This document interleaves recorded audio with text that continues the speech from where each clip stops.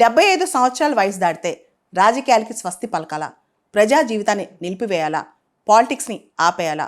BJP principles ఏం చెప్తున్నాయి? రీసెంట్గా ఆర్ఎస్ఎస్ చీఫ్ మోహన్ భాగవత్ గారు ఒక స్పీచ్ ఇచ్చారనమాట.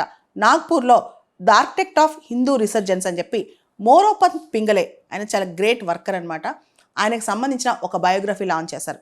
దానిలో మోరోపంత్ పింగ్లే చెప్పిన ఒక సందర్భాన్ని గుర్తు చేశారనమాట. 75 సంవత్సరాల వయసు వచ్చినప్పుడు సన్మానం చేసి షాల్ కప్తే ఇంకా నువ్వు వెళ్ళిరా, ఇంకా నువ్వు ప్రజా జీవితంలో అవసరం లేదు, కొత్త వాళ్ళకి చోటివ్వు అని అర్థం అని చెప్పి ఆయన మోరోపంత్ పింగళే గురించి చెప్పుకొచ్చారు. దీని మీద మొత్తం పొలిటికల్ సర్కిల్స్లో చర్చ స్టార్ట్ అయింది.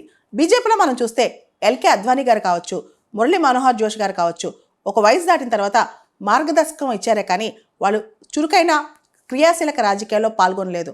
అలాంటప్పుడు ఎందుకు ఇంకా చాలామంది కంటిన్యూ అవుతున్నారు? ముఖ్యంగా మోహన్ భాగవత్ గారు ఈ ప్రస్తావన నరేంద్ర మోడీ గారి గురించి చేశారా? నరేంద్ర మోడీ గారి వయసు కూడా దాటిపోతుంది కదా, 75 సంవత్సరాలు. మొదటి నుంచి కూడా వాళ్ళ ప్రిన్సిపల్స్ అవే కదా అని చెప్పి చాలామంది చర్చిస్తున్నారు. అయితే రీసెంట్గా అమిత్ షా గారు కూడా ఒక మాట చెప్పారు.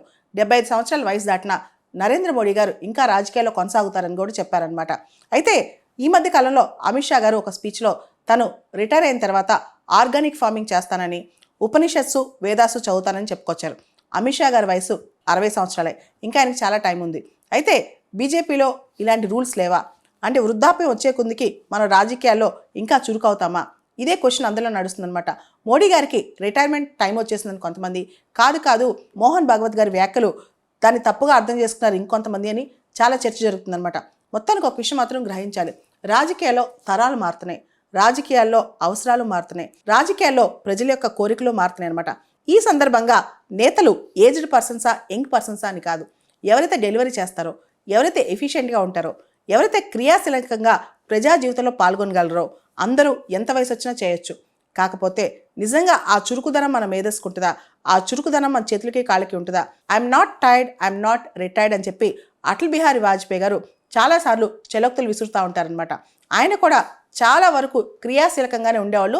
చివరి వరకు కూడా 90 సంవత్సరాల దాకా బతికినప్పటికీ కూడా చివరి క్షణం వరకు కూడా ఆయన చాలా యాక్టివ్గా ఉండేవాళ్ళు. నువ్వెంత ఏజ్డ్గా ఉన్నావని కాదు, age is just a number.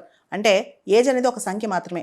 మనం ఎంత యాక్టివ్గా ఉన్నామో, ఎంత ఎఫిషియెంట్గా, ఎంత యంగ్ జనరేషన్తో కనెక్ట్ అయ్యామో చాలా ఇంపార్టెంట్ అనమాట. ఒక నానుడు ఉంటుంది, ఒక సినీ కవి ఎప్పుడో ఒక పాట ద్వారా చెప్పారనమాట, కొంతమంది యువకులు పుట్టుకతో వృద్ధులు అని చెప్పి. అంటే కొంతమంది పుట్టుకతోనే చాలా ఓల్డ్ స్కూల్లో ఉంటారు, కొంతమంది చాలా ఓల్డ్ అయినా యంగ్ స్కూల్లో ఉంటారు. కాబట్టి రాజకీయాల్లో ఏజ్ కాదు, రాజకీయాల్లో చురుకుదనం, ప్రజల కోసం, ప్రజలచే, ప్రజలతో ఉండే వ్యక్తే రాజకీయాలకు అవసరం.